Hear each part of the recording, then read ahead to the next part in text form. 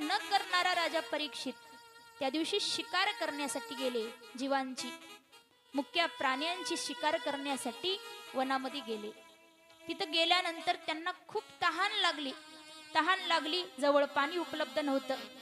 एका महाराजांचा आश्रम दिसला, त्यांचं नाव होतं शमीक महाराजांचा आश्रम दिसला. ते आश्रमात गेले, पण शमीक महाराज भगवंताचं भजन करत डोळे झाकून बसले, तर त्यांना समाधी लागली.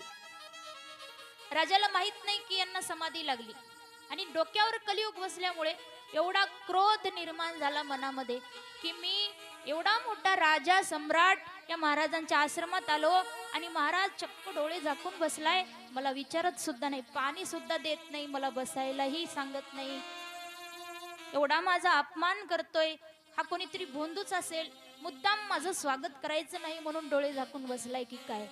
खूप राग आला राजाला, कारण कलियुगानेच असे मनामध्ये विचार भरले, आणि रागाच्या भरात माणूस काहीतरी चुकीचं करून निघतो. राजानेही क्रोधामध्ये तिथे एक मेलेला साप पडलेला उचलला, शमीक महाराजांच्या गळ्यात अडकवला. राग राजा निघून गेला. राजा निघून गेल्यानंतर काही वेळानंतर शमीक महाराजांचा मुलगा श्रंगी त्या ठिकाणी आला, आणि त्याने पाहिलं की आपल्या बापाच्या गळ्यामध्ये मेलेला साप अडकवलाय, आणि आपले पिताजी ध्यानस्थ आहेत, त्यांना समाधी लागली, देवाचं भजन करत आहेत, आणि एका कोणीतरी दुष्ट व्यक्तीनं त्यांचा असा अपमान करावा.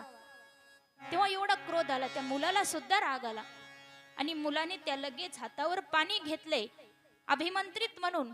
त्या ठिकाणी त्याने राजा परीक्षितीला शाप देऊन टाकला, ज्याने कोणी माझ्या बापाचा असा अपमान केलाय ना, त्या दुष्ट व्यक्तीला मी शाप देतो की आजपासून 7व्या दिवशी तक्षक नावाचा साप त्याला दंश करेल आणि तो मरण पावेल, असा शाप दिलाय श्रंगीने. आणि काही वेळानंतर शमीक महाराज समाधीतून जागे झाले, आणि त्यांना सर्व ह्या गोष्टी कळाल्या. त्यांना फार वाईट वाटलं की एवढा धर्मात्मा असणारा राजा परीक्षित आता प्राणाला मुकणार, केवळ त्याच्याकडे 7 दिवस आहेत, हे त्याला कळालं पाहिजे. म्हणून शमीक महाराजांनी एक शिष्य पाठवला हस्तिनापूरला. त्या शिष्याने जाऊन राजा परीक्षित यांना सांगितलं की तुम्हाला अशा प्रकारे शाप मिळाला आहे, तुमच्याकडे केवळ 7 दिवस आहेत, तर आता तुम्ही या 7 दिवसामध्ये स्वतःचा मोक्ष उद्धारासाठी काहीतरी प्रयत्न करा. तेव्हा राजा परीक्षित यांना कळाल्याबरोबर त्यांनी तुरंत घराचा त्याग केला, गंगेच्या काठावर आले, आणि त्या ठिकाणी येऊन संतांना शरण आले. संतांना प्रश्न विचारायला लागले, मी फार पापी आहे, मी काय करू? आणि तिथं विचारत आहेत की 7 दिवसामध्ये मला मुक्ती मिळालीच पाहिजे, असा काही उपाय आहे का?